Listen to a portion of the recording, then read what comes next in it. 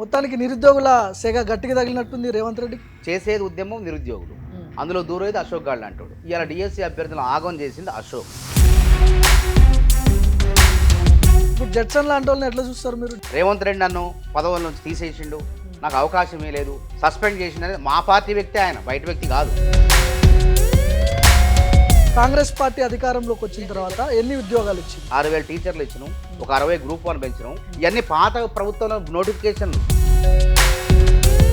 ఈ ఉద్యోగాల క్యాలెండర్ అనేది ఏర్పాటు చేస్తే ప్రియాంక గాంధీ, రాహుల్ గాంధీ హామీ ప్రకారం ఈ 7 నెలల్లోనే అంటే ఏం ఇంత పెద్ద ఎత్తున వ్యతిరేకత ఎందుకు వచ్చింది అనుకుంటారు అసలు? కేసీఆర్కి చేతగాలే ఉద్యోగాలు. కేసీఆర్ అనే ఉద్యోగాలు, కేసీఆర్ ప్రభుత్వం, బీఆర్ఎస్ ప్రభుత్వం. మందికి పుట్టిన బిడ్డని మా బిడ్డ అని చెప్పుకోవడానికి సిగ్గులేదని అంటున్నాడు. నీకు పరీక్ష పెట్టమే, వాళ్ళ గ్రూప్ 1 పరీక్ష పెడితే లీకులా. నిరుద్యోగుల జీవితాలతో ఆడుకుంటావా? భద్రతా ప్రమాణాలు పాటించకపోవడం అంటే నీ బంధువులకి, నీ చుట్టాలకి, నచ్చిన వాళ్ళకి గ్రూప్ 1 ఆఫీసర్ చేద్దామని. ఉచిత బస్సు అనేది నార్మల్ గా పెద్ద అవసరం లేని పథకం అనేది ఒక చర్చ జరుగుతుంది. నష్టాల్లో ఉన్న ఆర్టీసీ అప్పుల కుప్పగా అయిపోయింది, ఊబుల్లో కూరకపోయింది. మహిళలకు ఉచిత బస్సులో ప్రయాణించడం వల్ల ప్రభుత్వం ఇప్పటి వరకు వాళ్ళు నష్టపోతున్నారు. ఇప్పుడు హరీష్ రావు లాంటి వాళ్ళు 6 గ్యారంటీలు, ఈ రైతు రుణమాఫీ 2 పూర్తి స్థాయిలో ఇంప్లిమెంట్ చేస్తే రాజీనామా చేస్తాను. వీళ్ళే కష్టాల్లో ఉన్నారు. ప్రతిపక్షం ఏది ఉద్యమకారులు అని చెప్పి ఇంకా జీవితాంతం వాళ్ళ ఉద్యమే. జీవో 46 ఒక పెద్ద ఎత్తున చర్చ జరిగింది స్టేట్ వైడ్. శుభవార్తలే వింటారు. వాళ్ళకి న్యాయం చేయడం కోసమే రాష్ట్ర ప్రభుత్వం శ్రద్ధతో దాన్ని పరిష్కరిస్తుంది.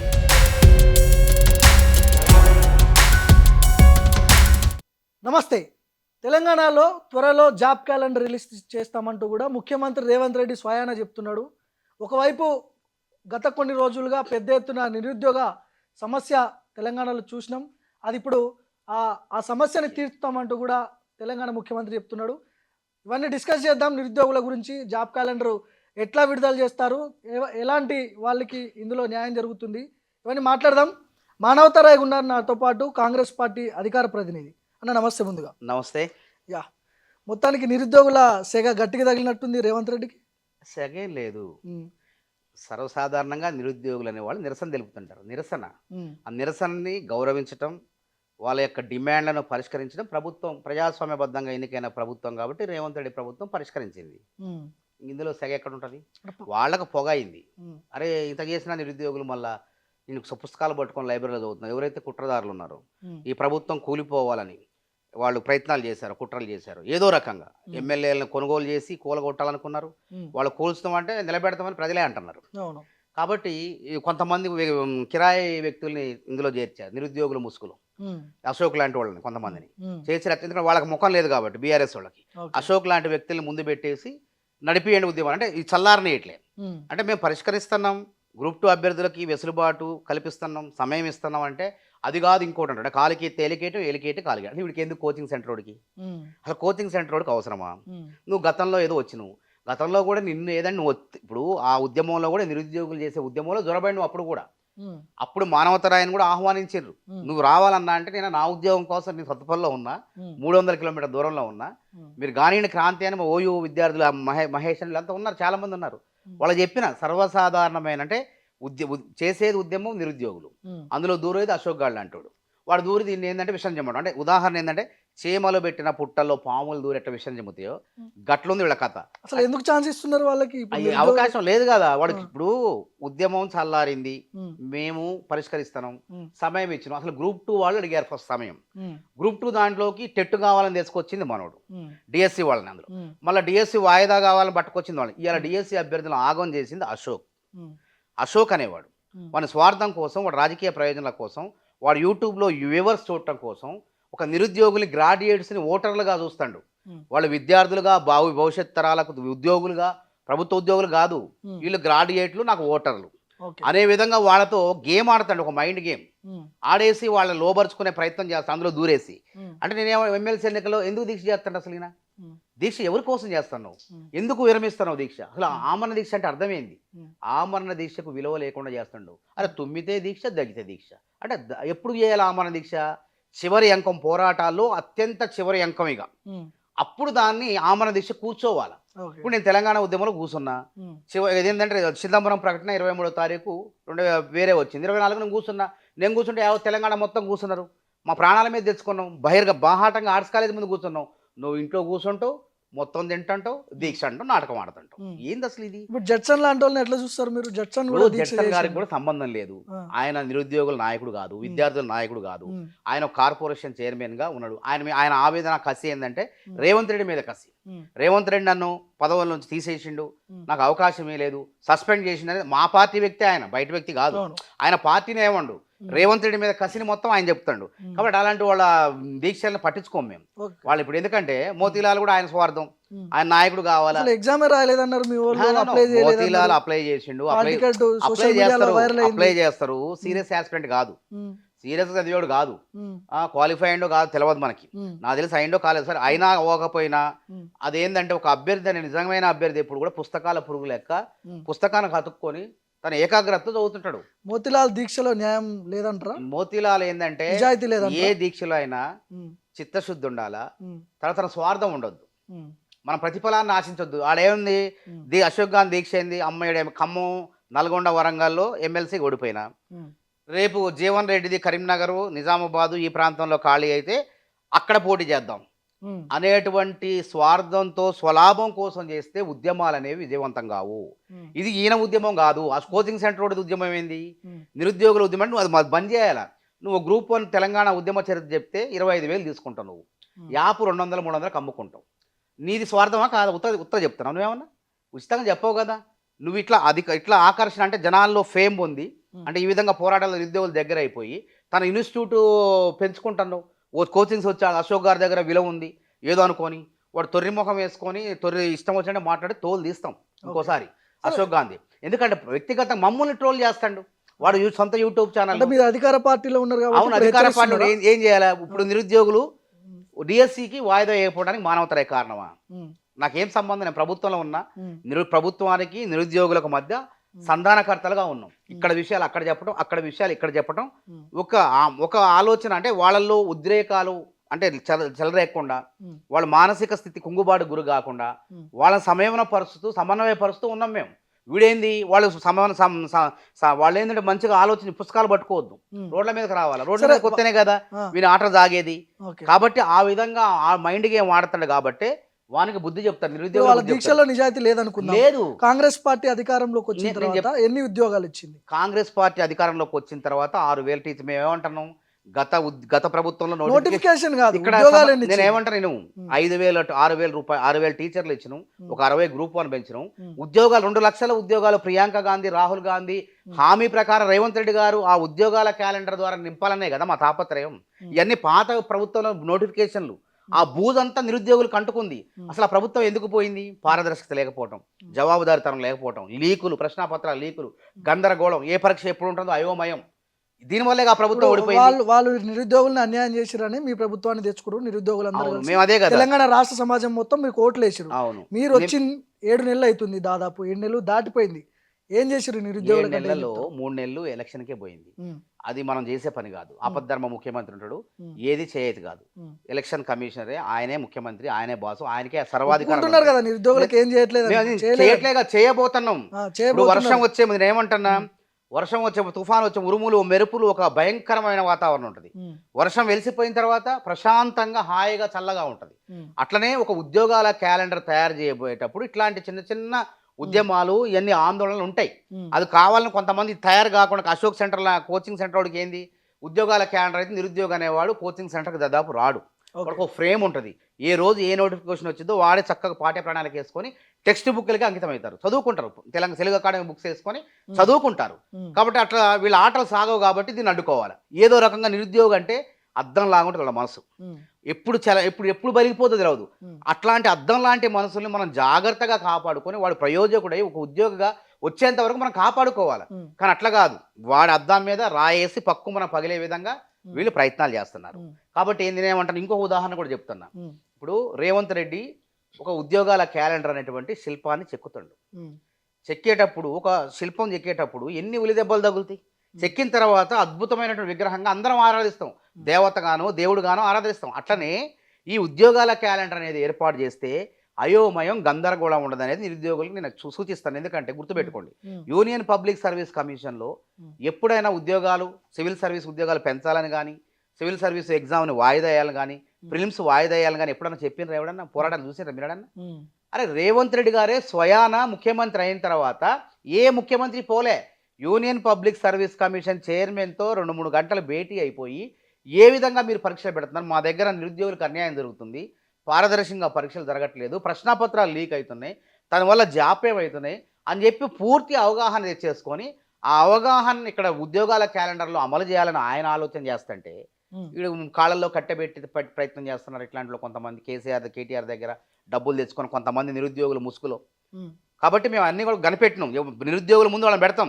చాలా మంది కొంతమందిని ఆ రోజు ఇక్కడ అశోక్ నగర్ లో నేను కూడా చూసిన లైవ్ లో అన్ని వేల మంది విద్యార్థులను ఉన్నారు. వాళ్ళ ఉద్యమాన్ని ఎట్లా చేస్తారు? నిరుద్యోగుల ఉద్యమం అది. నిరుద్యోగులు కూడా ఆ రోజు అశోక్ నగర్లో ఏం జరిగిందో మాకు తెలుసు. ఈ దొంగలు రానిలే, అశోక్ లాంటి దొంగల కుక్కల దగ్గర రానిలే, నువ్వు రాకన్నారు, నువ్వు నీ అర్థమైంది, నీ భాగవతం మొత్తం నాకు అర్థమైంది, గో బ్యాక్ అన్నారు, పో అన్నారు. ఇంకోటి బీజేపీ పెడితే వాడిని నెట్టేసారు, బీఆర్ఎస్ పెడితే వాడిని నెట్టేసారు, మేమే పోరాటం చేస్తామన్నారు. ఇంకో విచిత్రం ఏం తెలుసా, ఎంత దుర్మార్గం చిల్లర పని అంటే అశోక్ గడ్ లాంటి కొంతమంది ఒక అమ్మాయి పేరు చెప్పను నేను, ఆ అమ్మాయిని ప్రేరేపించి నువ్వు డోలో టాబ్లెట్లు వేసుకో అమ్మా, 10 టాబ్లెట్లు వేసుకో అమ్మా, నువ్వు ఇట్లా నటించు అని చెప్పేసి అమ్మాయి ఎక్కడికో తీసుకపోతే అట్లాంటి పటాపంచలు అయిపోయింది. మేము చేసినాం, విద్యార్థులు ఒప్పుకోలే, అక్కడ చల్ మీరు బయటకు పోండి అని చెప్పేసి వాళ్ళు విద్యార్థులందరూ కూడా చేశారు. అంటే ఆ విధంగా మానసిక సంఘర్షణలోనైతున్న ఆ విద్యార్థి నిరుద్యోగులకి ఆత్మస్థైర్యాన్ని కల్పించి వాళ్ళు ఉద్యోగస్తులు ప్రయోజకులు తీర్దాలని వాళ్ళు చావులను కోరుకున్నారు. వీళ్ళు ఎంత దుర్మార్గం అంటే చావులను కోరుకున్నారు. అంటే ఆ రోజు ప్రవళిక చనిపోతే ఎట్లా ఉద్యమం అయిందో అట్లా ఇప్పుడే ఉద్యమం తీసుకొద్దామని ప్రయత్నం చేస్తారు. అసలు వీళ్ళకి రాజకీయాల మాటలు ఎందుకండి? నిజంగా నిరుద్యోగులు అయితే 6 నెలల్లో కుప్పకూలిపోయింది. వీళ్ళ నిరుద్యోగుల నుంచి మాటలు వస్తాయని చదువుకునే వాళ్ళు నిరుద్యోగి ఏం కావాలో డిమాండ్ చేస్తే వాళ్ళే అభినందిస్తారు. గత 10 ఏళ్లలో ఎంత పెద్ద ఎత్తున వ్యతిరేకత ఉందో నిరుద్యోగులు అంటే బీఆర్ఎస్ ప్రభుత్వంపై ఎంత పెద్ద వ్యతిరేకత చూపించిందో ఈ 7 నెలల్లోనే అంటే ఏం పెద్ద ఎత్తున వ్యతిరేకత ఎందుకు వచ్చింది అనుకుంటారు? అసలు వ్యతిరేకతే లేదు. నిరుద్యోగుల విషయం కావాలని చెప్పిన కదా, బీఆర్ఎస్ పార్టీకి రైతుల గురించి మాట్లాడలేకపోతుంది. అందులో ఏలు పెడదామంటే చేయగలిగింది. రైతు రుణమాఫీ 31,000 కోట్లు చేసినాం, 2 లక్షల రుణమాఫీ చేసినాం, ఇక 2 లక్షల ఉద్యోగాలు ఉన్నాయి. ఇటు బీజేపీకి బీఆర్ఎస్కి ఇటు అశోక్ లాంటి కోచింగ్ సెంటర్ వాళ్ళని ముందు పెట్టేసి వేరే అంశాలు, సంబంధం లేని అంశాలు. ఉద్యమం ఏంది? డిఎస్సి వాయిదా వేయాలి, తర్వాత గ్రూప్ 2 వాయిదా వేయాలని. అలా డిఎస్సి పోస్టులు పెంచినాం. డిఎస్సి ఎప్పుడుది? 25,000 ఉద్యోగాలు కన్నా ఒక ఉద్యోగాన్ని ఎక్కువ ఇచ్చి మళ్ళీ మీ మైక్ టీవీలో నేను కూర్చుంటాను. 6,000 ఉద్యోగాలు వేసిన నోటిఫికేషన్లన్నీ కూడా పెండింగ్ లో ఉంటే వాటిని కేసీఆర్ కి చేతగాలే ఉద్యోగాలు, కేసీఆర్ ప్రభుత్వం, బీఆర్ఎస్ ప్రభుత్వం అందులో ఉన్నటువంటి కొంతమంది ఉద్యోగాలు ప్రతిభ కలిగిన వాళ్ళకి ఇలే దొడ్డిదారులో ఉద్యోగాల భర్తీ ప్రక్రియ జరిగింది. ఆ నమ్మకం పోయింది నిరుద్యోగుల్లో. ఆ నిరుద్యోగుల్లో నమ్మకంగా మేము 35,000 మంది ఆ నోటిఫికేషన్ ఎవరిచ్చినా సరే పారదర్శకంగా ఆ ఉద్యోగాల నియామక ఉత్తర్వులు ఇచ్చినాం. ఇది గొప్ప. నువ్వు నోటిఫికేషన్ ఎవరైనా కానీ పారదర్శకంగా ఎప్పుడన్నట్టు జరిగిందా? 35,000 మందికి ఉద్యోగాలు ఇచ్చినాం. అదే విధంగా ఎందుకు ఇచ్చినాం, ఎట్లా ఇచ్చినాం? ఆ నోటిఫికేషన్లే, పాత నోటిఫికేషన్లే. కానీ 38,000కు 3 నెలల్లో వచ్చిన వెంటనే 6 నెలల్లోనే వాళ్ళకి 30,000 మందికి ఎటువంటి గొడవలు లేకుండా, లోపాలు లేకుండా ఇవ్వటం గొప్ప. దాన్ని అభినందించండి మీరు. అది ఇంకో అంశం. కేటీఆర్ మా హయాంలో వచ్చినటువంటి గ్రూప్ 1 మందికి పుట్టిన బిడ్డని నేను ఏమంటున్నా, మందికి కాదు, అసలు నీ బిడ్డనే కాదు, నీకు పెట్టమే రాలేదు, నీకు పుట్టిటమే రాలేదు, అసలు నీకు బిడ్డలు పుట్టిటమే తెలియదు. అట్లాంటి వాడివి నువ్వు. నీకు పరీక్ష పెట్టమే రాలేదు. గ్రూప్ 1 పరీక్ష పెడితే లీకులా? ఏంది అసలు అది? ఎంత అనాగరిక చర్య అసలు అది. నిరుద్యోగుల జీవితాలతో ఆడుకుంటావా? రెండోసారి పెట్టి భద్రతా ప్రమాణాలు పాటించవా? అంటే భద్రతా ప్రమాణాలు పాటించకపోవడం అంటే నీ బంధువులకి, నీ చుట్టాలకి, నచ్చిన వాళ్ళకి గ్రూప్ 1 ఆఫీసర్లు చేద్దామని 2016 నోటిఫికేషన్లు అంతే చేశారు. 2016 అంటే 2011 గ్రూప్ 1 ప్రిలిమ్స్ ఉమ్మడి రాష్ట్రంలో జరిగితే అది మెయిన్స్ జరిగింది. అప్పుడు కూడా భద్రతా ప్రమాణాలు పాటించకుండా, కొన్ని తీసుకోకుండా, నిబంధనలు పాటించకుండా 5 ప్రశ్నలు తప్పిచ్చేస్తే అక్కడ అభ్యర్థులు ప్రిలిమ్స్ క్వాలిఫై కాలే చాలా మంది. మెయిన్స్ కు ఎగ్జామ్ అయిపోయిన తర్వాత వాళ్ళు సుప్రీంకోర్టు దాగబోయారు. మా గనక 5 ప్రశ్నలు కనుక ఆన్సర్లు మాకు వచ్చినట్లయితే మేము కూడా మెయిన్స్ రాసి గ్రూప్ 1 అధికారులు అయ్యేవాళ్ళని సుప్రీంకోర్టు పోతే సుప్రీంకోర్టు వాళ్ళ వాదనలు విని అసలు ఈ మెయిన్స్ కూడా రద్దు చేసి మళ్ళీ పెట్టమంది. పెట్టినప్పుడు ఏం చేశారు వీళ్ళు? గ్రూప్ 1 మెయిన్స్లో రాత పరీక్షలో ఎక్కువ మార్కులు వచ్చిన వాళ్ళకి ఇంటర్వ్యూలో తక్కువ మార్కులు వేసేసి ఏం చేశారు? అప్రాధాన్యమైన పోస్టులు ఇచ్చారు. అది నా దగ్గరకు వచ్చింది. నేనేగా 10 ఏళ్ళు పోరాటం చేసింది. అప్పుడు నా దగ్గరకు వస్తే నేను ఎట్లా అని పోయి గంట చక్రపాణి దగ్గర పోయి కూర్చున్నాడా, అందరిని వేసుకొని పోయి ఎట్లా అయింది ఇది? రాత పరీక్షలో ఎక్కువ మార్కులు రావటం, ఇంటర్వ్యూలో తక్కువ మార్కులు రావటం, రాత పరీక్షలో తక్కువ వచ్చినోడికి ఇంటర్వ్యూలో ఎక్కువ మార్కులు రావడం, అంటే ఏం జరిగిందని గట్టిగా అయ్యేసరికి దెబ్బకు చెమటలు బట్టి ఇది నా తప్పు కాదు, సెంటర్ ఫర్ గుడ్ గవర్నెన్స్ తప్పు అని చెప్పేసి మళ్ళా సరి చేశారు. మరి చర్యలే అన్న, వాళ్ళు తప్పు చేసినట్టే ఒక నిరుద్యోగ ప్రతిభావంతుల జీవితాలు నాశనం చేసే ప్రయత్నం చేశారు, చర్యలే అన్న. దానికి సమాధానం లేదు, ఇంతవరకు లేదు. ఎవరి మీద చర్యలు తీసుకోలేదు. జవాబుదారీతనం లేకుండా, లీకులు చేస్తే జవాబుదారీతనం లేకుండా నిరుద్యోగుల జీవితాలు నాశనం చేశారు. ఒక తరం నష్టపోయింది. అట్లా నష్టం జరగకుండానే కదా ముళ్ళబాటలోంచి ఉన్నటువంటి ఉద్యోగాల భర్తీలో ముళ్ళబాట ఉన్నది, గందరగోళం ఉంది. ఆ ముళ్ళబాటని గందరగోళాన్ని తెరదింపేసి మంచి రాచమార్గం వేసేసి ఉద్యోగాల క్యాలెండర్ మేము తయారు చేస్తాను. జూన్ నుంచి మొదలేస్తే డిసెంబర్ ఎండింగ్ కల్లా మళ్ళీ ఆ రోజు ఇప్పుడు మళ్ళీ ఏడాదిలో 1,00,000 ఉద్యోగాలు ఏమని చెప్పారు మీరు అసెంబ్లీ ఎన్నికల బరాబర్ మేము చేస్తాం. ఇప్పుడు 7 నెలలు గడిచిపోయింది. నేను ఇంకా ఉన్నది 1,00,000 ఉద్యోగాలు ఇంకా మేము అన్నారు 2 లక్షల ఉద్యోగాలు భర్తీ చేస్తాం. 2 లక్షల రుణమాఫీ అనుకున్నారా? సాధ్యమైందా? ఆల్రెడీ సగం అయిపోయింది కదా. అదే ఇప్పుడు ఆగస్టు కల్లా 2 లక్షలు అయిపోద్ది. 2 లక్షల రుణమాఫీ చేసి రైతన్నల రుణం తీర్చుకున్నాం. అదే విధంగా 2 లక్షల ఉద్యోగాలు భర్తీ చేసి తెలంగాణ నిరుద్యోగ బిడ్డల రుణం తీర్చుకుంటాం. మొత్తం ప్రభుత్వ ఉద్యోగాలు లెక్క పెడితే మొత్తం 3.5 లక్షల శాశ్వత ఉద్యోగులు. మిగతా వాళ్ళు ఆడిపోతారు 30 లక్షల మంది, అంటే వాళ్ళ రుణం కూడా తీర్చుకుంటాం. వాళ్ళకి అందుకే ఏం చేస్తారు, రైతు రుణమాఫీలో కూడా ఏదో మినహాయింపులు పెట్టారంట. మినహాయింపులు ఏమీ లేవు, రేషన్ కార్డు ఏం లేదు, పట్టాదారు పాస్బుక్ ఉండాలి. రేషన్ కార్డు లేకపోయినా భూమి పేరు మీద రుణం తీసుకుంటే ఆ రుణాలు కూడా ఇస్తున్నాం. ఏదైనా సాంకేతిక సమస్యలు ఉంటే మండల స్థాయిలో అగ్రికల్చర్ ఆఫీసర్ దగ్గర పోయి నమోదు చేసుకోండి అని చెప్పి నమోదు కూడా చేసి దాదాపు 98% అయిపోయింది. ఒక 2% అనేది ఎక్కడైనా ఉంటుంది, 100% ఉండదు కదా. ఏదో కారణాల రీత్యా వాళ్ళ అకౌంట్ సరిగ్గా లేకపోవటమో, డబ్బులు వేస్తే ఆగిపోవడమో ఏదో సమస్యలు ఉంటాయి. కాబట్టి అట్లాంటి వాళ్ళకు కూడా ఇప్పటికి 11.5 లక్షల మంది రైతుల ఖాతాల్లో డబ్బులు పడ్డాయి. దాదాపు అందులో ఒక 1%, 2.5% వాళ్ళకి ఏదో సాంకేతిక కారణాలతో పడలేదు. కాబట్టి నెక్స్ట్ దాదాపు 6,100 కోట్లు వేసినాం. నెక్స్ట్ 7,000 కోట్లు వేస్తాను. తర్వాత 18,000 కోట్ల ద్వారా మొత్తం 31,000 కోట్ల ద్వారా రైతన్న అన్నదాతలకు మేము వాళ్ళకి సాయం చేయబోతున్నాం, వాళ్ళ రుణం తీర్చుకోబోతున్నాం. సరే, ఇప్పుడు ఈ ఉచిత బస్సు అనేది నార్మల్ గా పెద్ద అవసరం లేని అది పథకం అనేది ఒక చర్చ జరుగుతుంది గ్రామ స్థాయిలకు పోయినప్పుడు. ఉచిత బస్సు ఎవడు అడిగిన మేము అడిగినాం అసలు అది కొంతమంది లైన్ లో చర్చ జరుగుతుంది. ఆ ఉచిత బస్సులో మహిళలు ప్రయాణిస్తుంటే కాంగ్రెస్ పార్టీకి పేరు వస్తుంటే తట్టుకోలేని తలకమాసిన సన్నాసులు చేసే ప్రయత్నం అది. ఎందుకంటే వాడు ఒక పార్టీ కూడా అయి ఉంటాడు, వాడు ఒక పార్టీ కూడా ఒక సంబంధించిన కూడా అయి ఉంటాడు. కానీ ఎంతమంది మహిళ టికెట్ లేకుండా స్వేచ్ఛగా ఆనందంగా పోతున్నారు. చిన్న చిన్న చిల్లర మల్లర వ్యాపారాలు చేసుకున్న వాళ్ళు కూడా కూరగాయలు అమ్ముకునే ఆ బుట్ట వేసుకుని అందులో ఎక్కి ఆడదాకా పోయి ఇంకో ఊరు పోయి టికెట్ లేకుండా పోయి అమ్ముకొని లాభాల బాట పడుతున్నారు.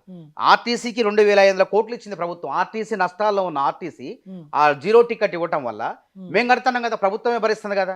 గతంలో ఆర్టీసీ అనేది అసలు అమ్మేసే ప్రయత్నం జరిగింది. నష్టాల్లో ఉన్న ఆర్టీసీ అప్పుల కుప్పగా అయిపోయింది, ఊబుల్లో కూరకపోయింది. దాన్ని పైకి తీసుకొచ్చే ప్రయత్నం ఏంటంటే మహిళలకు ఉచిత బస్సులో ప్రయాణించడం వల్ల ప్రభుత్వం ఇప్పటి వరకు 2,500 కోట్లు చెల్లించింది. ఇంకెక్కడ నష్టపోతుంది? ఎవడు నష్టపోతుంది అంటే విమర్శించడానికి వాళ్ళకి వాళ్ళ నోట్లకు తాళం వేసినాం కాబట్టి అట్లాంటి వాళ్ళు నష్టపోతున్నారు. ఇప్పుడు హరీష్ రావు లాంటి వాళ్ళు 6 గ్యారంటీలు ఈ రైతు రుణమాఫీ 2 పూర్తి స్థాయిలో ఇంప్లిమెంట్ చేస్తే రాజీనామా చేస్తా అన్నాడు. మరి చేయాలి కదా. ఆగస్టు 15 లోపు మొత్తం అవుతుంది. 6 గ్యారంటీలు కూడా ఇప్పుడు మహిళలకి దాదాపు 200 యూనిట్లు అమలు అవుతున్నాయి. దాదాపు 200 యూనిట్లు కూడా అవుతున్నాయి. దాదాపు 45 లక్షల మందికి వేస్తున్నాం ఈ రాష్ట్రంలో. అదే విధంగా 200 యూనిట్లు కరెంటు కూడా 45 లక్షల మందికి మేము ఇస్తున్నాం. దమ్ముంటే రమ్మని చర్చకి మేము చెల్లిస్తున్నాం వాళ్ళకి. అదే విధంగా 500 సిలిండర్ ఇస్తున్నాం, అది కూడా అంతే. నియర్లీ 39 లక్షల మంది నియర్లీ అటు ఇటు ఇచ్చేస్తున్నాం. సబ్సిడీ సిలిండర్లు ఇస్తున్నాం. కాబట్టి ఇవన్నీ ఏంటంటే ఉత్తగా జనాలందరూ సుఖంగా ఉన్నారు, వీళ్ళే కష్టాల్లో ఉన్నారు. ప్రతిపక్షం ఇట్లాంటి కొంతమంది ఉన్నారు, ఏది ఉద్యమకారులు అని చెప్పి ఇంకా జీవితాంతం వాళ్ళ ఉద్యమే, వాళ్ళ ఉద్యమాలే వాళ్ళ జీవితాంతం. వాళ్ళు ఏంటంటే నిత్య సంతృప్తి వాదులు అనమాట. ఒకడేమో మన ప్లానింగ్ కమిషన్ చైర్మన్ అడుగుతారు, వాడు కాంగ్రెస్ పార్టీకి సేవ చేయకుండా అడుగుతారు. మీకు కుదరదనంటే ఎమ్మటే ప్రభుత్వం మీద వేసుకుంటాడు. ఇంకోడేమో 2 జర్నలిస్టులు ముసుగులో ఒకళ్ళు, వాళ్ళేంది వాళ్ళ పదవులు అడుగుతారు. ఆయన కుదరదు, మరి మా కార్యకర్తలు అడిగి పోవాలా, పార్టీ కోసం కష్టపడిన వాళ్ళని అడగలనే మళ్ళీ వాడు ప్రభుత్వం మీద వ్యతిరేకత మొదలు పెడతారు. వాడి డైలాగులు, వాడు బాధని ప్రజల బాధ అని చెప్తుంటాడు. ఇప్పుడు జీవో 46 ఒక పెద్ద ఎత్తున చర్చ జరిగింది స్టేట్ వైడ్ గా. గతంలో కేసీఆర్ ఉన్నప్పుడు ఆ జీవో వచ్చింది, జీవో 46. మీ పార్టీ నాయకులు గతంలో శివసేన రెడ్డి లాంటి వాళ్ళు ధర్నా చౌక్ లో విద్యార్థులను కూర్చోబెట్టి దీక్షలు చేపించారు. ఇప్పుడు ఏమైంది జీవో 46 జియో 46 దాన్ని ఒక అప్లై చేసుకోమని దాని సమస్యల మీద నిరుద్యోగులు కూడా త్వరలో పరిష్కారం కావద్దు. మంత్రివర్గ సంఘం వేశారు దాని మీద 371 మీద కూడా వేశారు. అవన్నీ కూడా సక్రమంగా దరఖాస్తులు స్వీకరిస్తున్నారు.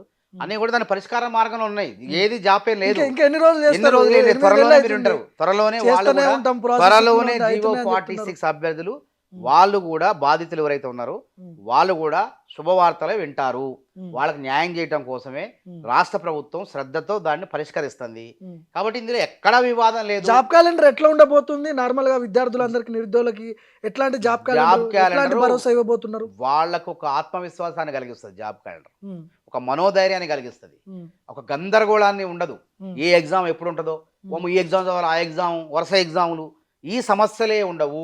నేను చెప్పినగా మంచి దారి రాచ మార్గం ఉంటుంది. ఏ ముళ్ళ కంచెలు ఉండవు. మైండ్ ప్రశాంత మానసికంగా చక్కగా ఏ కుంగుబాటు లేకుండా నేను డిఎస్సి చదవాలంటే పలానా నెలలో డిఎస్సి వస్తుంది కాబట్టి ఆ డిఎస్సి చదివాడు డిఎస్సి చదువుతుంటాడు. టీచర్ ఉద్యోగాలకు group 2 executive non executive post అందులోనే ఉంటాయి. గ్రూప్ 3 పలానా నెలలో వస్తుంది అంటే ఆ నెలలోనే వస్తుంది. ఇప్పుడు డిఎస్సి విడతల వారిగా వేస్తారా? పూర్తి స్థాయిలో మెగా డిఎస్సి ఎన్ని ఖాళీ అవకాశం ఉంటుందా? క్యాలెండర్ అంటే ఎన్ని ఖాళీలు ఉంటే అన్ని ఖాళీలు వస్తాయి. దాదాపు ఎన్ని ఖాళీలు ఉంటాయి. ఇప్పటి వరకు నాకు తెలిసి టీచర్ ఉద్యోగాలు 8,000 ఉద్యోగాలు ఖాళీగా ఉన్నాయి. రేపు కూడా పెరగవచ్చు. అసలు ఇప్పటికల్లా జాప్యంగా ఉద్యోగాల క్యాలెండరు వచ్చేదే ఈ పోస్ట్ పోను, ఈ ఉద్యమం మూలంగా. తర్వాత డిఎస్సి వాయిదాయాలని, గ్రూప్ 2 వాయిదాలని మళ్ళీ తయారు చేసుకున్నటువంటి డేట్లన్నీ కూడా మార్చుకోవాలంటే మళ్ళీ పని మొదటి నుంచి మొదలు పెట్టాలి. అంటే ఆ డేట్ రోజు వేరే పరీక్ష ఉండొద్దు. అంటే దేశవ్యాప్తంగా కేంద్ర ప్రభుత్వ రంగ సంస్థలు, SSC staff selection commission, RRB railway recruitment board, BSRB bank recruitment service board, తర్వాత UPSC union public service exams కానీ ఏ పరీక్ష కూడా ఉండకూడదు. కాబట్టి మళ్ళీ తయారు చేసింది కొంచెం జాప్యం ముందుకు జరిగే అవకాశం ఉంది. అందుకోసం సరే నిరుద్యోగులు అడుగుతున్నారు కదా, జాబ్ క్యాలెండర్ ఒక నెల 2 నెలలు ఆలస్యమైన ఏమవుతుంది? మనమైతే అనుకున్న లక్ష్యం సాధించాలి. వాళ్ళకి ఇచ్చిన హామీ ప్రకారం సాధించాలి. కేసీఆర్ ఏకకాలంలో రుణమాఫీ చేయలేకపోయాడు. రేవంత్ రెడ్డి రావటమే ఇచ్చేసిండు. దెబ్బకు ఏకకాలంలో రుణమాఫీ చేయబోతాడు. 18, 12, 14 చేయలేకపోయిండు. 18 నుంచి విడతల వారీగా 25,000, 30,000, ఇప్పటికి కూడా 7,000 కోట్లు అట్లనే పెండింగ్ పెట్టిండు చాలా మందికి. మేము అన్ని కూడా ఇచ్చేసి మళ్ళీ అందరికి తీసుకున్నటువంటి రుణం మొత్తం కూడా ఏకకాలంలో రుణమాఫీ చేస్తాను. అట్లనే ఉద్యోగాల భర్తీ కూడా 2 లక్షలు అన్నాం కదా. ప్రియాంక గాంధీ, రాహుల్ గాంధీ ఇచ్చిన మాట నిలబెట్టేందుకు రేవంత్ రెడ్డి అహర్నిశలు కృషి చేస్తాడు ఉద్యోగాల క్యాలెండర్ ద్వారా. అది గుర్తుపెట్టుకోండి. ఎప్పుడు కూడా నిరుద్యోగుల గురించి ఇంత సమయం ఇచ్చారండి. ఎప్పుడన్నా 3.5 గంటల సేపు నేను పోయిన ఆ రోజు చర్చ 5వ తారీఖు, మొన్న జూలై 5వ తారీఖు. అసలు ఏంది నిరుద్యోగులు ఎందుకు రోడ్డు మీదకి వస్తారు? దాని సమస్య చెప్పండి. డిఎస్సి వాయిదా వేయండి, గ్రూప్ 2 వాయిదా వేయండి. వాళ్ళు 1:100 ఏందని అక్కడ అధికారులను కూర్చోబెట్టి 3.5 గంటల సేపు చర్చ పెట్టిండి ముఖ్యమంత్రి గారు. చర్చ పెట్టిన తర్వాత ఒక అంశానికి ఏంటంటే డిఎస్సి వాళ్ళు మాకేం, వాళ్ళు స్నేహితులే, వీళ్ళు మా మిత్రులే, వాళ్ళకి మేము మెయిల్ చేయాలి, వీళ్ళకి మెయిల్ చేయాలి. కానీ ఒక డిఎస్సి జూలై 18 నుంచి ఆగస్టు 5వ తారీఖు జరుగుతుంది. 17-18 రోజుల పాటు జరుగుతుంది పరీక్ష. ఆ పరీక్ష అందులో రాసేవాళ్ళు చాలా మంది కూడా డిఎస్సి రాసేవాళ్ళు 90% గ్రూప్ 2 రాస్తున్నారు. దీని సిలబస్ వేరు, డిఎస్సిది వేరు, ఈ సిలబస్ వేరు. కాబట్టి వెంటనే మళ్ళీ మధ్యలో గ్రూప్ 1 ఉంది అక్టోబర్లో. ఇందులో చాలా మంది ప్రిలిమ్స్ క్వాలిఫై అయ్యారు. గ్రూప్ 1 వాళ్ళు చాలా మంది కూడా ప్రిలిమ్స్ మెయిన్స్ రాయడానికి అర్హత సాధించారు. మరి ఆ ఎగ్జామ్ రాయాలి, మళ్ళీ నవంబర్లో గ్రూప్ 3 రాయాలి, తర్వాత గ్రూప్ 2 రాస్తే బాగుంటుందని సూచన ఉంది. కాబట్టి వాళ్ళకి మెయిల్ చేయడం కోసం, డిఎస్సి అభ్యర్థులకు వెసులుబాటు కల్పించడం కోసమే గ్రూప్ 2ని అక్కడ వాయిదా వేసి డిఎస్సిని యథాతథంగా కొనసాగించడం. కాబట్టి దానిలో కొంతమంది నొచ్చుకోవచ్చు పిల్లలు, విద్యార్థులు, నిరుద్యోగులు. అరే మా మాట రెచ్చగొట్టేవాళ్ళు అందరు కాదు. ఇప్పుడు హైకోర్టు, హైకోర్టుకు పోయారండి. కోర్టుకు కూడా మరి తప్పుదో పట్టించారేందో, హాల్ టికెట్లు పెట్టలేదు కోర్టులో. మరి హాల్ టికెట్లు పెట్టకపోతే కోర్టు ఏమైనా నిర్ధారిస్తుంది? అసలు నువ్వు అభ్యర్థా కాదా అనేది చూస్తుంది కదా. మరి ఎందుకు జరిగింది అట్లా? హాల్ టికెట్ డౌన్లోడ్ చేసుకుంటే హాల్ టికెట్ పెట్టవచ్చు కోర్టులో. ఎందుకు ఇవ్వలేదు? ఉత్తగా ఎందుకు పోయారు? పిల్లలు అంటే గుడ్డికి పోతే అయిద్దా? కాబట్టి ఆ రోజు కూడా కోర్టులో కూడా వాళ్ళకి న్యాయం జరగలేదు. ఎందుకు జరగలేదు? 2,45,000 మంది డౌన్లోడ్ చేసుకున్నారు. అప్పుడు కోర్టుకు పోయేసరికి 2,45,000 మంది డౌన్లోడ్ చేసుకున్నారు. 2,79,000 మంది దరఖాస్తు చేసుకున్నారు. అంటే చూడండి ఇక. కాబట్టి మెజారిటీ అనేది కాబట్టి ఎక్కువ శాతం మంది డౌన్లోడ్ చేసుకొని పరీక్ష రాయడానికి సిద్ధమయ్యారు. పరీక్ష రాసేవాళ్ళ పర్సంటేజ్ కూడా మొదటి రోజు 16,000, 18,000 ఇట్లా దాదాపు మెజారిటీ అభ్యర్థులను రాయడానికి ఇష్టపడుతున్నాడు. కోర్టు కూడా నిర్ణయం తీసుకోలేకపోయింది. మేమేమో కోర్టు కూడా పోవచ్చు, కోర్టు కూడా తప్పు కాదు, కోర్టుకు పోవాలి. ప్రభుత్వం పరిష్కరించకపోతే కోర్టుకు పోయారు. కోర్టు వద్ద కూడా న్యాయం జరగలేదు. ఇందులో కళ్ళ ముందు కనపడుతుంది. ఎప్పుడు నోటిఫికేషన్ వచ్చింది? అది సెప్టెంబర్ 6, 2022లో 23లో వచ్చింది. సెప్టెంబర్ నుండి 10 నెలలు అయింది ఇప్పటికి. మళ్ళీ మనం పోస్టులు పెంచి మళ్ళీ దరఖాస్తులు పెడితే ఫిబ్రవరిలో ఇచ్చినాం. ఫిబ్రవరిలో పోస్టులు పెంచి ఫిబ్రవరి, మార్చి, ఏప్రిల్, మే, జూన్, జూలై అంటే 6 నెలలు కూడా సరిపోదా? టెట్టు పెట్టిన వాళ్ళు కొత్తగా అన్నారు. వాళ్ళంటే కొంచెం సరే కొత్తగా వాళ్ళు రాసే వాళ్ళకి కూడా టెట్టు మళ్ళీ ఇదే ఇట్లాంటి అశోక్ లాంటి వాళ్ళు టెట్టు పెట్టినంటే టెట్టు పెట్టినాం. పెట్టింది మాకు టైం లేదన్నారు. ఇప్పుడు తొలి ప్రయత్నంలోనే ఉద్యోగం రావాలని లేదు. కొంతమందికి తొలి ప్రయత్నంలో రావచ్చు, కొంతమందికి ఇంకా రెండో ప్రయత్నాలు రావచ్చు, కొంతమందికి మూడో ప్రయత్నాలు రావచ్చు, కొంతమంది ఆఖరి ప్రయత్నాలు రావచ్చు.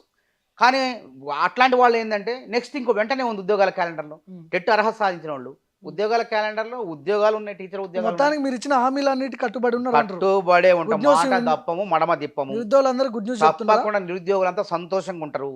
తీపి నిరుద్యోగుల స్వర్ణయుగం అంటే రేవంత్ రెడ్డి పరిపాలన, ముఖ్యమంత్రి కొన్న సమయం అని చెప్తారు ఎవడన్నా. ఆ విధంగా మేము కాంగ్రెస్ ప్రభుత్వం నిరుద్యోగుల స్వర్ణయుగం అని చెప్పుకుంటారు. సరే, నిరుద్యోగుల అంశాలు కొద్దిగా పక్కన పెడితే కొద్దిగా రాజకీయాలు మాట్లాడదాం మనం. పార్టీ ఫిరాయింపుల గురించి మీ అభిప్రాయం ఏంది? గతంలో కేసీఆర్ గొర్రెల్ని బర్రెల్ని కొన్నాడని మీరే గతంలో ఎన్నో ఆరోపణలు చేశారు. రేవంత్ రెడ్డి అదే తప్పు చేస్తున్నాడా ఇప్పుడు? రేవంత్ రెడ్డి తప్పు చేయలేదు. రేవంత్ రెడ్డి కేసీఆర్ లాగా వాళ్ళని బెదిరించి బ్లాక్మెయిల్ చేసి, మా కాంగ్రెస్ ఎమ్మెల్యేలని బెదిరించి బ్లాక్మెయిల్ చేసి, రకరకాల ఇబ్బందులకు గురి చేసి వాళ్ళని కాంగ్రెస్ ఎమ్మెల్యేలని అవసరం లేకపోయినా 80 మంది సభ్యులు ఉన్న తనకి అవసరం లేకపోయినా కాంగ్రెస్ పార్టీ బతకకూడదు, ఉండకూడదు అని కాంగ్రెస్ పార్టీని చంపే ప్రయత్నం చేసిండు. ఎందుకంటే తనకు తెలుసు కాంగ్రెస్ పార్టీ బలంగా ఉంటుంది జనాల్లో, ఇంకా వేరే ఏ లేవు. కాబట్టి కాంగ్రెస్ లేకుంటే నాకు ఎదురు లేదని చెప్పి ఆయన ఆలోచన చేసిండు. అట్లా 12 మంది ఎమ్మెల్యేలు తీసుకుంటే 5గురు మిగిలారు చివరికి. అది కాంగ్రెస్ యాడ్ అనే దగ్గరకు వచ్చారు. కానీ ప్రజలంతా కాంగ్రెస్ కండగొన్నారు. కానీ మేమేమంటున్నామంటే మా ఎమ్మెల్యేలను అట్లా బలవంతంగా బెదిరించి చేసినాం, మేము కూడా పోరాటం చేసినాం, ఫిర్యాదు చేసినాం. కానీ ఇక్కడ అట్లా లేదు పరిస్థితి. బీఆర్ఎస్ పార్టీ మునిగిపోయే నావా. ఇప్పుడు మేమన్నా పోయి రా బాబు అని బ్లాక్మెయిల్ ఎవరికైనా బీజేపీ వాళ్ళు చేస్తారు ఇట్లా బెదిరించడం. ఈడీ మేము ఎవరి దాడి చేసినా వాళ్ళు రమ్మంటే పోయి తప్పేంది? పెద్ద నాయకులు రమ్మంటే ముఖ్యమంత్రి కదా, ముఖ్యమంత్రి జాయిన్ అయ్యే వాళ్ళు రావాలి కదా. అట్లేం లేదు, వాళ్ళు మాట్లాడుతారంటే సమయం ఇచ్చిండు. ఇది రాజకీయం కదా ఇది. ఇప్పుడు మేమేం కక్కుర్తిపడి కాదు, వాళ్ళ నియోజకవర్గం అభివృద్ధి చెందాలా, వాళ్ళ ప్రజలకు పనులు కావాలా. కాబట్టి మేము ప్రతిపక్షంలో ఉంటే ఇబ్బందులు ఎదుర్కోవాలా, ప్రజలకు అన్ని సేవలు చేయలేకపోవచ్చు అని చెప్పి ఆలోచనలో ఆయన బీఆర్ఎస్ పార్టీ మునిగిపోయే పడవా. కాంగ్రెస్ ఉన్నది మంచి చక్కగా ఒడ్డు చేరవచ్చు, కాంగ్రెస్లో ప్రజలందరినీ ఒడ్డు చేరవచ్చు అనే ఉద్దేశంతో వాళ్ళు చేరుతున్నారు. వాళ్ళు ఇప్పుడు రేపు పొద్దున ఇంకో 9-10 మంది వస్తారు, అందరు కలిసి విలీన ఫిరాయింపుల చట్టంలో ఉన్నటువంటి నిబంధనల ఆధారంగానే వాళ్ళు విలీనమవుతారు కాంగ్రెస్లో. ఫిరాయింపు ఎక్కడిది ఇంకక్కడ? తుక్కుగూడ సభలో స్వయాన రాహుల్ గాంధీయే చెప్పిండు, వేరే పార్టీలో గెలిచినటువంటి ఎమ్మెల్యేలు మా పార్టీలోకి రావాలంటే ఖచ్చితంగా రాజీనామా చేస్తే తీసుకుంటామనే మాటలు వచ్చినాయి. ఇప్పుడు ఏంటి, ఆ పార్టీలో గెలిచిన వాళ్ళని డైరెక్ట్ గుంజుకుంటారు కదా. మేము ప్రభుత్వం ఏర్పడ రాజీనామాలు ఎక్కడ కనపడట్లేదు. 64 మంది ఎమ్మెల్యేలు ఉంటే ప్రభుత్వాన్ని కూల్స్తాం అని చెప్పి అందరూ మాట్లాడారు బీఆర్ఎస్ వాళ్ళు. ప్రతి ఒక్క ఎమ్మెల్యే అన్నాడు, కేసీఆర్ అన్నాడు, హరీష్ రావు అన్నాడు, కేటీఆర్ అన్నాడు. అంటే ఈ ప్రభుత్వాన్ని కూల్చే పనిలోనే ఉన్నారు వాళ్ళు. కాబట్టి కూల్స్తే మేము నిలబెడతామని చెప్పి ప్రజలే అండగా ఉన్నారు. తర్వాత ఆ నాయకులే ఊరుకొస్తున్నారు ఇందులోకి. మేము ఏం చేసినాం? ఎవరు వద్దంటారు? మహిపాల్ రెడ్డిని మేము ఆపగలమా చెప్పండి? వస్తానంటే వద్దంటావా? మేము వాళ్ళకి ఏమి ఇస్తున్నాం? వాళ్ళ నియోజకవర్గాల మళ్ళొకసారి అభివృద్ధి చేస్తే మేము మళ్ళీ ప్రజల్లో ఉంటాం కాబట్టి అని వాళ్ళు స్వచ్ఛందంగా వచ్చి చేరుతున్నారు. అంతేగాని ఇంకా వచ్చేవాళ్ళు చాలా మంది ఉన్నారు, ఇంకా 5-6 ఉన్నారు. ఇప్పుడు మీ పార్టీ మీద విశ్వాసం ఉంటే నిజంగా ఆ ఎమ్మెల్యేలతో రాజీనామా చేయించి ఎలక్షన్ పెడితే మళ్ళీ గెలుస్తారు కదా. ఎలక్షన్ పెట్టని అవసరమే ఉందండి, విలీనం ఉన్నది, విలీన ప్రక్రియ ఉన్నది. ఎలక్షన్ పెట్టి మళ్ళీ ఖర్చు ఎందుకన్నా ప్రభుత్వానికి? అసలే 7 లక్షల కోట్లు ఓడిపోతామనే భయం. ఓడిపోవడం అనే ప్రసక్తే లేదు. మన గణేష్ గెలవలేదా? బీఆర్ఎస్ సిట్టింగ్ సానుభూతి ఉంది ఏమన్నా? శ్రీ గణేష్ గెలిచిందా లేదు కంటోన్మెంట్ లో? మరి ఎందుకు మరి ఓడిపోయింది బీఆర్ఎస్ పార్టీ? సానుభూతి కూడా లేదు. కాంగ్రెస్ పార్టీని గెలిపించాలనుకుంటున్నారు. ఇప్పుడు పెట్టినా కాంగ్రెస్ గెలుస్తుంది. కానీ ఈ 15 మంది 20 మంది ఎమ్మెల్యేల కోసం ఖర్చు పెడితే, ఎలక్షన్ పెడితే ఎంత ఖర్చు? మళ్ళా ఎన్నికల కోడు, నిరుద్యోగులకు కానీ రైతులకు కానీ సంక్షేమ పథకాలు మళ్ళీ నిలుపుదల చేయాల్సి వస్తుంది. కాబట్టి ఇన్ని సమస్యలు ఉన్నాయి. కాబట్టి ఆలోచన చేసి అవసరం ఏముంది? 5 ఏళ్లకు ఒకసారి వచ్చే ఎలక్షన్ ముందే ఎందుకు బట్ట రావాలా అనే ఆలోచనతోనే ప్రజాధనం దుర్వినియోగం కాకుండా 7 లక్షల కోట్ల అప్పులో ఉన్న ప్రభుత్వానికి భారం పడకుండా వాళ్ళు ఎమ్మెల్యేలు విలీనం అవుతారన్నప్పుడు మేము విలీనం చేసుకుంటాం. ఇప్పుడు ఇదే దానం నాగేందర్ మీద గతంలో మీరు కూడా ఉద్యమంలో చాలా కీలకంగా పనిచేసినట్టున్నారు ఉస్మానియా యూనివర్సిటీ వేదికగా. ఈయన లాఠీలు పట్టుకొని ఉద్యమకారులకు పోయిండనే ఒక పెద్ద ఎత్తున ఆరోపణలు ఉన్నాయి దానం నాగేందర్ మీద. గూడెం మహిపాల్ రెడ్డి మీద పెద్ద ఎత్తున భూ కబ్జా కేసులు ఇవన్నీ పెద్ద ఎత్తున ఉన్నాయి. ఇట్లాంటి వాళ్ళని తీసుకొని మీరు అక్కడ చేవెళ్ళ రంజిత్ రెడ్డి ఆయనకు కూడా టికెట్ ఇచ్చినట్టున్నారు. అట్లాంటి వాళ్ళని సరే, ఇవన్నీ ఎట్లా చూడాలి అంటే అసలు? దానం నాగేందరు ఒక ఉద్యమాల నుంచి విద్యార్థి నాయకుడిగా ఎదిగిన వ్యక్తి. ఉమ్, ఆ లాఠీ పట్టుకొని వచ్చింది అసలు ఆ ఉద్యమం, తెలంగాణ ఉద్యమంలో కేసీఆర్ కన్నా దానం నాగేందర్ ఎక్కువ ఆర్థిక సాయం చేసిన ఉద్యమం నడవడానికి. ఉమ్. అనడమని సమైక్యాంధ్రకు పనిచేసిండు కదా ఆయన. తెలంగాణ రావాలని ఏ కొట్లాడిన దానం. ఉద్యమకారుడు వచ్చినా గానీ ఉమ్, ఆయన సహాయం చేసి పంపించి మేము ఉన్నాం కదా. ఉమ్, ఇక్కడ బోయూ జేఎస్ అనేటువంటి వాళ్ళలో దాదాపు 90% మందికి కూడా ఉద్యమం నడపండి మీరు. ఉమ్, నాదొక ప్రత్యేకమైన పరిస్థితి హైదరాబాద్లో. ఉమ్, నా ఉనికి కావాలి, నా ఉనికి నేను కాపాడుకోవాలా ఉమ్, అని ఆ విధంగా ఆయన మాట్లాడింది తప్ప ఏనాడు కూడా ఉద్యమానికి కేసీఆర్, ఈటెల రాజేంద్ర కన్నా తదుపరి రెండోసారి దాని సమస్యల్లో జైలుకు పోతే బెయిల్ ఇప్పించిండు ఎంతో మందికి ఉమ్, తన ఆర్థిక సహాయం ద్వారా. ఈ విషయం నాకు తెలుసు. అప్పుడు నేను కాంగ్రెస్లోనే ఉన్నా, నేను ఉద్యమాలు చేస్తున్నా. ఎంతో మంది పాపం ఇబ్బందులు పడుతుంటే, తినడానికి కూడా ఇబ్బంది పడుతుంటే, జైళ్ళ పాలై కుటుంబాలు ఇబ్బంది అయితే ఆదుకున్నటువంటి వ్యక్తి, నిజంగా దానగుణం ఉన్నటువంటి వ్యక్తి దానం నాగేందర్. ఉమ్, ఆయన కాంగ్రెస్ వాది స్వతహాగా. ఉమ్, ఆయన అప్పుడున్న పరిస్థితులు బట్టి తట్టుకోలేక ఏదో మొత్తానికి అవమానానికి గురై, ఇప్పుడు నేను పోయి బీఆర్ఎస్లో పోయి రాలే, ఉమ్, గట్లనే ఆయన కూడా పోయి అట్లా వచ్చిండు. ఉమ్, అంతే, సొంత గుడికి వచ్చిండు. కేశవరావు కూడా పీసీసీ ప్రెసిడెంట్, ఉమ్, నేను ఎన్ఎస్ఐ నాయకుడు యూనివర్సిటీలో ఉన్నప్పుడు, మంచి నాయకుడు ఉమ్, కేశవరావు గారు. ఆయన కూడా చిన్న చిన్న ఈ అవమానాలు, చిన్న చిన్న తప్పులకు, ఈ జరిగినటువంటి పొరపాట్లకు అలిగిపోయిండు. ఆయన కూడా ఉమ్, పోయిండు, వచ్చిండు, మళ్ళీ సలహాదారుడు అయిండు. ఉమ్. ఇవన్నీ రాజకీయాలు జరుగుతూనే ఉంటాయి. మానవతారాయ్ గ్రహించలేకపోయిందా కాంగ్రెస్ పార్టీ కాంగ్రెస్ అధికారం వస్తుందని చెప్పిందే మానవతరాయ్. వస్తుంది అని? మరి ఎందుకు కాంగ్రెస్ BRS లో వస్తుంది, 5 ఎమ్మెల్యేలు ఉన్న మేము, మాదే విజయం. నోటికాడ నేను చెప్పేది- గుంజుకున్నట్టు అయిపోయింది కదా.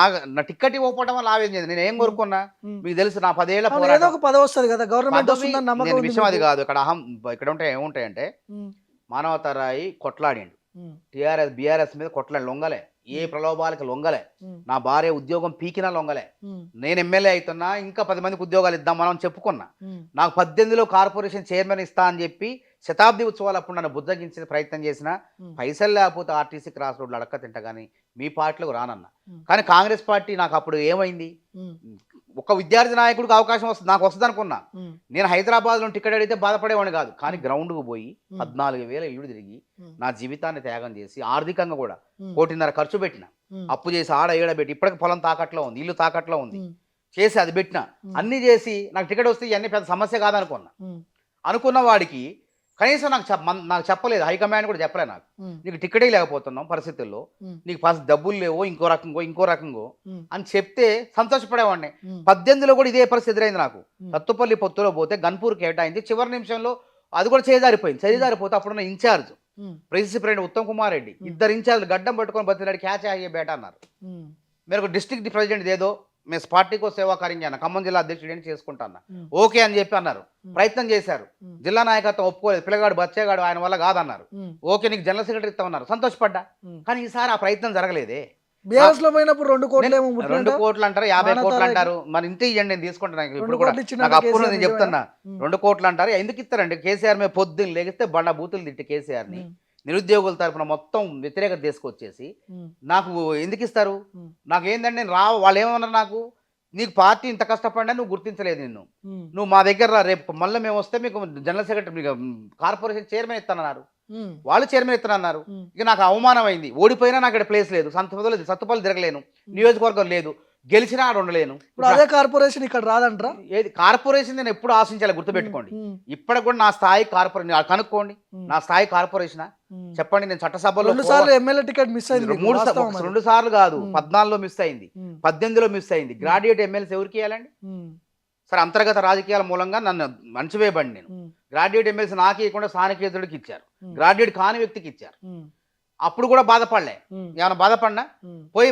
పాదయాత్ర, రేవంత్ రెడ్డి గారి పాదయాత్రలో ఉన్నా. ఉమ్, తర్వాత వరంగల్ ఎంపీ అన్నారు, అది బాధ. మందకృష్ణ మాదిగ నా పేరు ఇద్దరి పరిశీలనకు వచ్చినాయి, ఉమ్, అప్పుడు కూడా రాకపోయినా బాధపడలే. ఉమ్, కానీ మొన్న జరిగిన దాంట్లో 2 ఏళ్ళు సత్తుపల్లిలో కష్టపడ్డా, ఉమ్. చచ్చిపోయిన పార్టీని బతికించిన, ఉమ్, సిరిసిల్లకెళ్ళి 50,000 జెండాలు తెప్పించిన, చివరి మూమెంట్ వస్తే నా నోటు కాడ ముద్ద లాక్కున్నారే, కనీసం నన్ను పలకరించలేదనే ఆవేదనలో భావోద్వేగంలో ఎవరైనా చేస్తారు.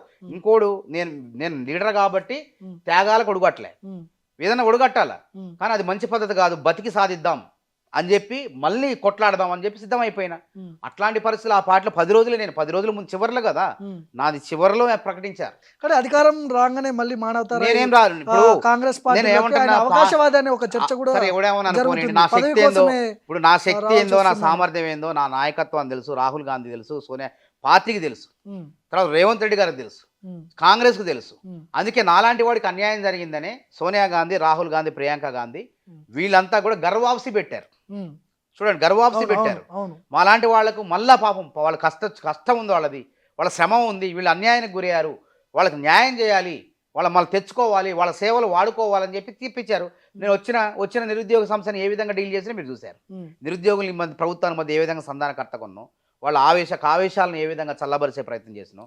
దాదాపు 10 రోజుల్లో డిఎస్సి వాళ్ళు కానీ, గ్రూప్ 2 వాళ్ళు కానీ నాతో ఫోన్ చేస్తే వాళ్ళు ప్రతి ఒక్కళ్ళకి ఉదయం 6 నుంచి రాత్రి 12 వరకు కూడా ఆన్సర్ ఇచ్చిన. రోజుకు 300-200 ఫోన్లు మాట్లాడిన. ఫోన్ హ్యాంగ్ అవుతున్నా సరే ఛార్జింగ్ పెట్టుకొని, పవర్ బ్యాంక్ కొనుక్కొని, మళ్ళీ ఏదైనా పనిలో ఉంటే, ఇంటర్వ్యూ టైంలో ఉంటే మాట్లాడలేకపోతే కార్లో పోయేటప్పుడు ప్రతి ఒక్కళ్ళు కాల్ చేసి మీదేం సమస్య అని చెప్పి వాళ్ళకు మనోధైర్యం చెప్పిన, ఆత్మవిశ్వాసం నింపిన. ఉమ్. ఎంతో సేవ చేసిన కదా, మరి ఎంతో ఉపయోగపడ్డా కదా. నా వల్ల ఉపయోగం ఉంది కాబట్టి పార్టీ ఇటు మాటల ద్వారా కానీ, డిబేట్ల ద్వారా కానీ పార్టీకి నేను సేవ చేస్తాను. నేను అదే చెప్తున్నా, మీరు కాంగ్రెస్ పార్టీ అధికారంలోకి రావడానికి ఎంతో కొంత పాత్ర మీరు ఖచ్చితంగా ఉంటుంది. ఉస్మానియా వేదికగా కూడా పెద్ద ఎత్తున ఉద్యమాలు చేసిర్రు, లాఠీ చార్జులు, జైలు, ఇవన్నీ చూసి 40 కేసులు. గదే చెప్తున్నా నేను. ఇప్పుడు ఈ ప్రభుత్వంలో మానవతారాయ్ని ఎట్లా చూడాలి, మీరు ఎట్లా చూడబోతున్నారు? ఏ నేనేమన్నా పదవిలో? నేను బీఆర్ఎస్ లో ఉన్నప్పుడు కూడా ఏమన్నా, ఉమ్, పార్టీ నేను 10 రోజుల ముందు కూడా కాంగ్రెస్ అధికారం వస్తుందని నాకు తెలుసు. ఉమ్, కానీ అధికారం వచ్చినా నాకు అవకాశాలు లేవు. అందులో నేను కోరుకున్న ఎమ్మెల్యే పదవి మిస్ అయింది. ఉమ్, ఒకవేళ మళ్ళా, ఎందుకంటే ఆ పార్టీలో ఓడిపోతుందని చెప్పలేం కాబట్టి, ఆ పార్టీలో ఉండి ఉమ్, ఓడిపోగానే ఈ పార్టీ అడిగినప్పుడు, మీలాంటి విలేకరులు అడిగినప్పుడు, ఈ పార్టీ అధికారంలోకి వస్తే విద్యార్థులు పోరాటం లేకుండా నేనే సమస్యలు పరిష్కరిస్తా, ఉమ్, ఒకవేళ అధికారం రాకపోతే మళ్ళీ నిరుద్యోగుల గొంతై కొట్లాడతా అని చెప్పిన. ఉమ్, అట్లనే ఇప్పుడు ఏం చేస్తానా, నిరుద్యోగ సమస్య వచ్చినప్పుడు భుజాన వేసుకొని ప్రభుత్వంతో చర్చలు జరిపేలాగా, వాళ్ళ సమస్య వాళ్ళు అనుకున్న విధంగా, వాళ్ళ 4-5 డిమాండ్లు పెడితే దాదాపు 2-3 పరిష్కరించే విధంగా ఆ సమస్యను పరిష్కారం చేస్తాను.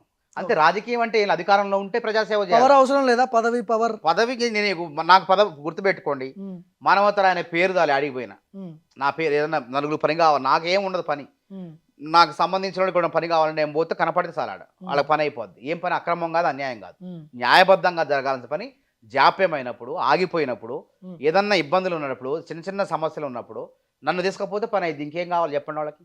ఓకే. ఇప్పుడు నా సంగతి ప్రభుత్వం చూసుకుంటుంది, ఉమ్, పార్టీ చూసుకుంటుంది. మానవతరాయికి ఏమి ఇవ్వాలా, ఏమి ఇస్తారనేది, ఉమ్. ఏది ఇచ్చినా స్వీకరిస్తా, ఓకే. ఆ విధంగా సేవ చేస్తా, ఇవ్వకపోయినా ఈ విధంగా సేవ చేస్తా. రైట్. ఒక ఉద్యమకారుడిగా చెప్పండి, ఉద్యమ పార్టీ అని చెప్పుకున్నటువంటి బీఆర్ఎస్ పార్టీ భవిష్యత్ ఎట్లా ఉండబోతుంది? ఇంకా ఎంతమంది కాంగ్రెస్ పార్టీలోకి వచ్చే అవకాశం ఉన్న ఎమ్మెల్యేలు? బీఆర్ఎస్ పార్టీ బేకార్ పార్టీ అయిపోద్ది భవిష్యత్తులో. ఎందుకంటే దానిలో విశ్వాసం ప్రజల్లో లేదు. ఉమ్, వాళ్ళు పెద్ద ఎత్తున అవినీతి చేశారు, ఉమ్, ప్రజాధనాన్ని కాజేశారు, ఉమ్, కాబట్టి మా సొమ్ముతో వాళ్ళు సోకులు పడుతున్నారు అనేటువంటి వాదన ఇప్పటికీ బలంగా క్షేత్రస్థాయిలో ఉంది. ఉమ్. ఇప్పట్లో 10 ఏళ్ల వరకు అయితే అవకాశం లేదు. నేను చెప్తాను కదా. 10 తర్వాత ఏళ్ల వరకు. బీజేపీ వర్సెస్ కాంగ్రెస్ ఉంటుందా? రెండు జాతీయ ఇప్పుడు పార్టీలు మీకు మొన్న జరిగింది ఏంది, ఆ, ఇప్పుడు చేరుసగం వాళ్ళ వల్ల పంచుకున్నారు కాకుండా కదా. ఆ, బీఆర్ఎస్ వాళ్ళు కూడా, వాళ్ళకు కూడా తెలుసు తమ శక్తి సామర్థ్యాలు ఏం తెలుసు. ఉమ్, కాబట్టే జాగ్రత్తగా టికెట్లు బీజేపీ పార్టీకి కలిసి వచ్చేలా టికెట్లు ఇచ్చారు. వాళ్ళ ఓటును కూడా బదిలీ చేశారు. ట్రాన్స్ఫర్ అయినా అని బదిలీ ఒక చర్చ చేశారు, ఉంది. చేయించారు, వాళ్ళ కార్యకర్తలతో చెప్పించి చేయించారు. ఉమ్, కాబట్టి ఇక్కడ ఈ క్షేత్రంలో బీఆర్ఎస్ పని అయితే అయిపోయింది. ఉమ్, ఇక బీఆర్ఎస్ ఎక్కడ కూడా పోరాటం చేయడానికి అవకాశం లేదు, వాళ్ళ మీద మచ్చ ఉన్నది. ఉమ్, కాబట్టి కేంద్రంలో అధికారంలో ఉన్న బీజేపీ పార్టీ ఇక్కడ అధికారంలో రావడానికి ఊళ్ళు ఎడుతుంది. కానీ అది కూడా ఇప్పుడు సాధ్యం కాదు. ఎందుకంటే వాళ్ళ ఘనకార్యాలు కూడా చాలా ఉన్నాయి. నెక్స్ట్ 5 years మేమే అంటారుగా కొంతమంది, వెంకటరమణారెడ్డి లాంటి వాళ్ళు. వాళ్ళకు అవకాశం లేదు, భ్రమల్లో ఉన్నారు. ఉమ్, నెక్స్ట్ 5 years కూడా రేవంత్ రెడ్డి ముఖ్యమంత్రి ఉమ్. ఉంటాడు, కాంగ్రెస్ ప్రభుత్వం అంటే ఉంటుంది. పార్టీ రాహుల్ కాంగ్రెస్ గాంధీ- ముఖ్యమంత్రిగా ఉంటాడా లేకపోతే? కాంగ్రెస్ ముఖ్యమంత్రిగానే ఉంటాడు. రాహుల్ గాంధీ, ప్రియాంక గాంధీ, సోనియా గాంధీ ఆశీస్సులు పుష్కలంగా ఉన్నాయి. ఉమ్, ఈ అధికారంలో తీసుకురావటానికి ఆయన పాత్ర ఉన్నది, ఉమ్, మిగతా వాళ్ళ పాత్ర ఉంది, ఆయన పాత్ర కూడా ఎక్కువగా ఉన్నది. ఉమ్, కాబట్టి అధిష్టానం గుర్తించి ఆయనకు అవకాశం ఇచ్చింది. ఉమ్, సమర్థవంతంగా పరిపాలిస్తాడు. ఉమ్, 7 నెలల్లోనే ఎన్నో మార్పులు, ఎన్ని సంక్షేమ పథకాలు, 31,00,000 కోట్ల సంక్షేమ పథకాలు ఖర్చు పెట్టి. నేనేం చెప్పినా, ఉమ్, ఇప్పుడు ఏది ఇంకా రైతు రుణమాఫీ పెడితే మొత్తం 60,000 అవుతాయి. అవును. ఇప్పటి వరకు ఉమ్, మన ఏది ప్రభుత్వ ఉద్యోగులు 1వ తారీఖు జీతాలు ఇస్తున్నాం, ఆ ప్రభుత్వం ఇచ్చిందా? ఉమ్, ఇటు ప్రభుత్వ ఉద్యోగుల్లో నిరసన లేకుండా ఉమ్, వాళ్ళు హ్యాపీగా ఈఎంఐలు కట్టుకోవడానికి 1వ తారీఖు ఈఎంఐలు కట్టుకు 2వ తారీఖు చెక్ బౌన్సులు కాకుండా నష్టపోకుండా ఇది చేస్తున్నాం. అదేవిధంగా 200 యూనిట్లు 45 లక్షల మందికి ఇట్లా మొత్తం ప్రతి సంక్షేమ పథకాన్ని తీసుకుంటే 500 రూపాయల సిలిండరు, 2500 బస్కి, ఇట్లా అన్ని అంశాలు గత ప్రభుత్వంలో ఉన్న పథకాలను కూడా పెన్షన్లు కానివ్వండి, ఇట్లాంటి ఆసరా పెన్షన్లు కానివ్వండి, ఇవన్నీ కూడా లెక్క పెడితే ఇప్పటికీ కాంగ్రెస్ ప్రభుత్వం 31,000 కోట్లు ఖర్చు పెట్టింది. ఇంకొక 31,000 కోట్లు రైతులకు ఖర్చు పెడుతున్నాం. ఒక రైతులకే 64,000 కోట్లు ఖర్చు పెట్టబోతున్నాం. 2,90,000 కోట్లకు బడ్జెట్ తీసుకో రేపే బడ్జెట్ సమావేశాలు ఉన్నాయి కదా. 2,30,000 కోట్లు అప్పుడు ఉంటే దాన్ని 90,000 కోట్లు తీసుకుపోతున్నాం. ఎందుకు? మనకు ఉన్నటువంటి పరిస్థితులు, ఆర్థికపరమైన విధానాలు, ఆలోచన. కాంగ్రెస్ పార్టీలో ఆర్థికవేత్తలు ఉంటారు, భావోద్వేగాలు రెచ్చగొట్టే వాళ్ళు ఉంటారు. బీజేపీలో భావోద్వేగవేత్తలు ఉంటారు. ఇప్పుడు భవిష్యత్తులో కానీ ఇప్పుడు ప్రస్తుతం కానీ స్థానిక సంస్థల ఎన్నికలు రాబోతున్నాయి. మీ ప్రధాన ప్రతిపక్షం బీఆర్ఎస్ బీజేపీయా? గ్రామ స్థాయిలో బీజేపీ లేదు, క్షేత్రస్థాయిలో బీఆర్ఎస్ఏ ఉంటుంది. గ్రామ స్థాయిలో బీఆర్ఎస్ ఉంటుంది కాబట్టి ప్రజలు తప్పకుండా ఇప్పుడు బీఆర్ఎస్కి నమ్మకం లేదు కాబట్టి కాంగ్రెస్ ఏకఛత్రాధిపత్యం అయిపోద్ది అంటే నాకు డౌట్ వస్తుంది స్థానిక సంస్థల ఎన్నికలు కూడా. ఎందుకంటే కాంగ్రెస్ అన్ని రైతులకి 2 లక్షల రుణమాఫీ చేసిన తర్వాత రైతు బీమాకి ఇవాళ దరఖాస్తు చేసుకోమన్నాం. పూర్తి స్థాయిలో కాలేదు రుణమాఫీ. ఆగస్టు 15 లోపు అయిపోద్ది. ఆ తర్వాతే కదా వచ్చేది ఎన్నికలు. అంటే దానికోసం కాదు, ఇచ్చిన మాటని నెరవేరుస్తున్నాం. రైతులకు మేము వాళ్ళకి రుణం తీర్చుకుంటాం, మళ్ళీ మా రుణం తీర్చుకుంటారు కదా. అరే కేసీఆర్ మనం 10 ఏళ్లలో కూడా మనం ఒకేసారి వడ్డీ పెరిగి అంత అయిపోయింది. మొత్తం ఎంత తీసుకున్నా అంత లోను కాయ సరిపోయింది. కేసీఆర్ 10 ఏళ్ళు పాలించిండు, అయిపోయింది. కేసీఆర్ కనపడట్లేదు, ఆయన మచ్చలేదు. ఇంత మంచి చేస్తాడు బీజేపీ ఒక్క ఎమ్మెల్యే దగ్గర నుంచి 8 మంది ఎమ్మెల్యేలు, 8 మంది లోక్సభ అభ్యర్థుల ఈ రేంజ్కి వచ్చిందంటే భవిష్యత్తులో మీకేం థ్రెట్ అయ్యే అవకాశాలు లేదు, మాకు నష్టమే లేదు. బీజేపీకి క్షేత్రస్థాయిలో బలం లేదు. గతంలో కానీ ఎప్పుడు కూడా క్షేత్రస్థాయిలో వాళ్ళకి ఎంపీటీసీలు, జడ్పీటీసీలు లేరు, సర్పంచ్లు కూడా లేరు, ఇప్పుడు కూడా రారు. ఎంపీ ఎన్నికలు ఏంటంటే ఓవరాల్గా జరుగుతాయి కాబట్టి ఆ అంశం అది కూడా కొద్దిగా బీఆర్ఎస్ పార్టీ ఓటు బదిలీ అయింది కాబట్టి అన్ని స్థానాలు వచ్చినాయి. కాంగ్రెస్ పార్టీ బలంగానే ఢీ కొట్టింది. బీఆర్ఎస్ పార్టీనే 14 స్థానాల్లో డిపాజిట్ రాలేదు. అంటే ప్రజల్లో ఏ మేరకు వీళ్ళ మీద పాతుకుపోయిందో అయిష్టత, అవినీతి అనేది అర్థం చేసుకోండి. కాబట్టి ఈసారి స్థానిక సంస్థల ఎన్నికల్లో నాకు తెలిసి సర్పంచ్ అయినా జడ్పీటీసీ అయినా కాంగ్రెసే బలంగా ఉంటుంది.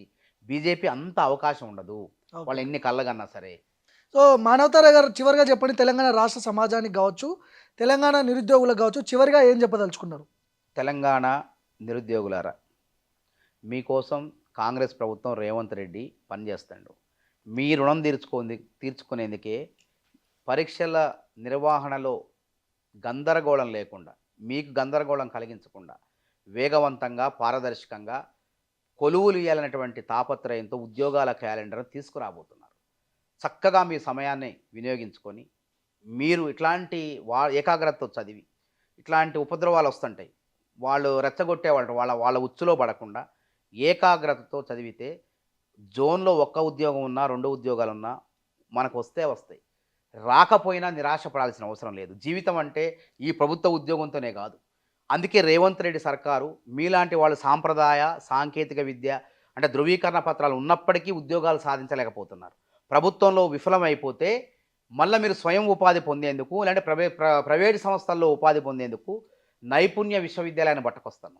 సంవత్సరానికి 20,000 మంది నైపుణ్యాన్ని పెంచే విధంగా డిగ్రీలు తీసుకొస్తాను. 17 డిగ్రీలు పట్టుకొస్తాను. మళ్ళీ అట్లాంటి ఈ రేపటి తరం నిరుద్యోగం అనేదే లేకుండా మా ప్రయత్నాలు మేము చేస్తున్నాం. ప్రభుత్వ ఉద్యోగాలు ఎన్నుంటే తక్కువే ఉంటాయి, కానీ ఉన్న ఉద్యోగాలను కూడా భర్తీ చేస్తే మీరు ప్రపంచంలో ఎక్కడికి పోయినా ఉద్యోగ అవకాశాలు ఉండేలా మీ అందరి ఆత్మగౌరవాన్ని నింపేలా తెలంగాణ నైపుణ్య విశ్వవిద్యాలయం, తెలంగాణ స్కిల్ యూనివర్సిటీని మేము పట్టుకొస్తున్నాం. చూడండి, మీరు ఇప్పుడు కొద్దిమంది భావోద్వేగానికి గురైపోయి మమ్మల్ని దూషించిన నోళ్లే రేపు మమ్మల్ని అభినందిస్తాయని చెప్పి మీ అందరికీ సెలవు తీసుకుంటున్నా. దయచేసి మీ ఏకాగ్రతతో చదవండి. తప్పకుండా చదివిన వాడు ఎవ్వరు కూడా చెడిపోరని చెప్పి మీకు సూచన చేస్తాను. రైట్, ఇది మానవతారావు గారితో స్పెషల్ ఇంటర్వ్యూ.